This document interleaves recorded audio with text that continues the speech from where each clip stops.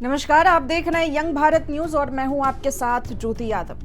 UPSC के छात्रों के लिए सरकार ने एक बड़ा कदम उठाया है। हर साल लाखों युवा यूपीएससी की परीक्षा में आईएएस, आईपीएस या अन्य प्रतिष्ठित पदों के लिए आवेदन करते हैं, लेकिन इसकी सच्चाई ये है कि इसमें सिर्फ मुट्ठी भर अभ्यर्थी ही फाइनल मेरिट लिस्ट तक अपनी पहुंच बना पाते हैं। ऐसे में वह हजारों होनहार उम्मीदवार जो इंटरव्यू राउंड तक तो पहुंचते हैं लेकिन अंतिम चयन सूची में नहीं आ पाते, अक्सर करियर को लेकर अनिश्चितता में पड़ जाते हैं।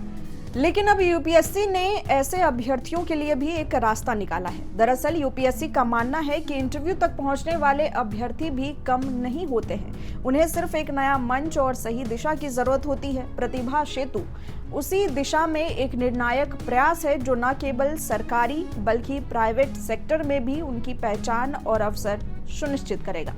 अब यूपीएससी क्या है, आप ये भी जान लीजिए। यूपीएससी यानी कि union public service commission Bharat सरकार की एक संवैधानिक संस्था है जो कि सिविल सेवा, रक्षा सेवा और अन्य उच्च स्तरीय सरकारी पदों के लिए परीक्षाएं आयोजित करती है, जैसे कि आईएएस, आईपीएस, आईएफएस और आईआरएस इत्यादि।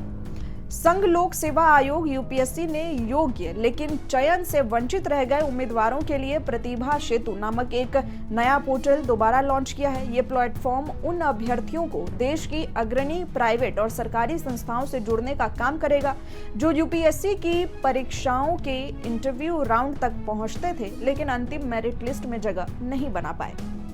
अब ये प्रतिभा सेतु क्या है, ये जान लीजिए। प्रतिभा सेतु यानी कि professional resource and talent integration bridge for hiring aspirants दरअसल एक डिजिटल टैलेंट प्लेटफॉर्म है जिसे पहले पब्लिक डिस्क्लोजर योजना के नाम से 2018 में शुरू किया गया था।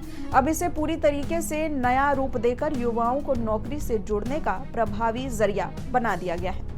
इस पोर्टल पर इंटरव्यू तक पहुंचे उम्मीदवारों का शैक्षणिक डेटा, अनुभव और संपर्क जानकारी अपलोड की जाती है। कंपनियां लॉगिन कर इन प्रोफाइल्स को एक्सेस कर सकती है। उपयुक्त उम्मीदवारों को सीधे नौकरी के प्रस्ताव भेजे जा सकते हैं।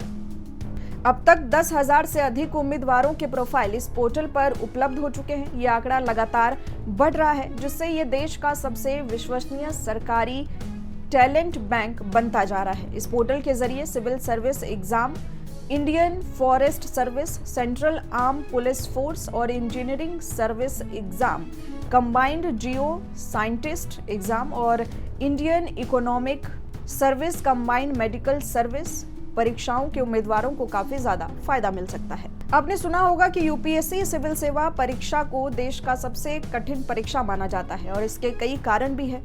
इसका सबसे बड़ा कारण है इसका विस्तृत सिलेबस। 3 चरण में इसकी परीक्षाएं होती है, प्रीलिम्स, मेंस और इंटरव्यू। अत्यधिक प्रतिस्पर्धा होती है। सफलता दर 1% से भी कम है।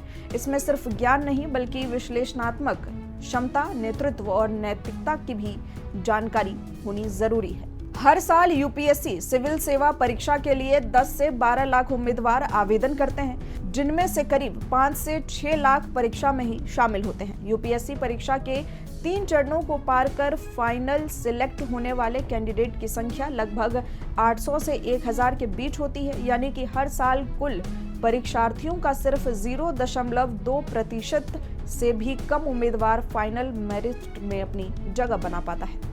इस परीक्षा के लिए सरकारी नौकरी करने वाले भी आवेदन करते हैं। कई सरकारी कर्मचारी भी यूपीएससी परीक्षा में भाग लेते हैं, खासकर वे जो प्रशासनिक सेवा में ऊंचे पद पर जाना चाहते हैं। यूपीएससी की सेवा प्रोफाइल, प्रतिष्ठा और प्रभाव के कारण कई पेशेवरों के लिए ये एक आकर्षण का केंद्र है।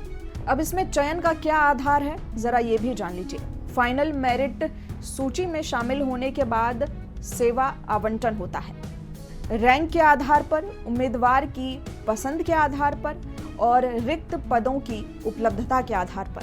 जैसे टॉप रैंक वालों को आमतौर पर आईएएस मिलता है, फिर आईपीएस और फिर आईआरएस और अन्य सेवाएं दी जाती है। यूपीएससी परीक्षा 3 चरणों में होती है। प्रीलिम्स के 2 पेपर, जीएस और सीएसएटी केवल क्वालिफाइंग। मेन परीक्षा होती है जिसमें कि 9 पेपर होते हैं, काफी वर्णनात्मक, जिसमें 7 पेपर मेरिट में गिने जाते हैं और इंटरव्यू पर्सनैलिटी टेस्ट 275 अंक का होता है।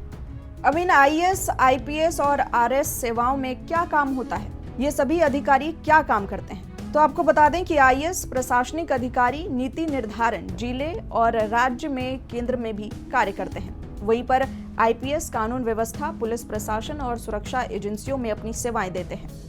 आईआरएस की बात करें तो वो टैक्स कलेक्शन, आर्थिक नीति लागू करना, इनकम टैक्स, कस्टम, जीएसटी, इन सभी से जुड़े विभागों में अपनी सेवाएं देते हैं। आईएफएस विदेश नीति का क्रियान्वयन और दूतावासों में प्रतिनिधित्व करते हैं। अन्य सेवाएं आईएएस, आईआरटीएस आदि railway, audit, accounts, portal, trend आदि क्षेत्रों में अपना कार्य करते हैं। आपको ये खबर कैसी लगी कमेंट कर हमें जरूर बताएं। इसी तरह की तमाम बड़ी खबरों के लिए जुड़े रहें हमारे साथ, देखते रहें यंग भारत न्यूज।